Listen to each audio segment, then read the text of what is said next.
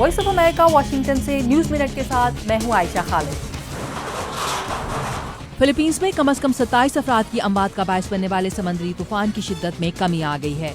दारकूमत Manila तूफान से निपटने की तैयारियों के बावजूद इसकी तबाहकारी से बच गया है।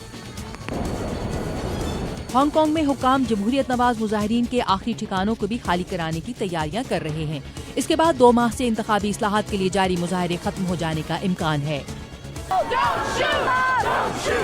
मुबैना तौर पर पुलिस के हाथों मुश्तबा स्याफामों की हलाकतों में सफेद फार्म पुलिस ऑफिसर्स को सजा न दिए जाने के अदालती फैसलों के खिलाफ कई अमरीकी शहरों में मुजाहरे जारी हैं। 9/11 के बाद से CIA के तफ्तीशी तरीकों पर अमरीकी सेनेट की तफसीली रिपोर्ट आज शाया की जाएगी। इस रिपोर्ट पर किसी मनफी रद्द अमल के खदशे के पेश नजर गैर मुल्की अमरीकी सिफारत खानों और अमरीकी फौजी तंसीबात पर सिक्योरिटी सख्त कर दी गई है।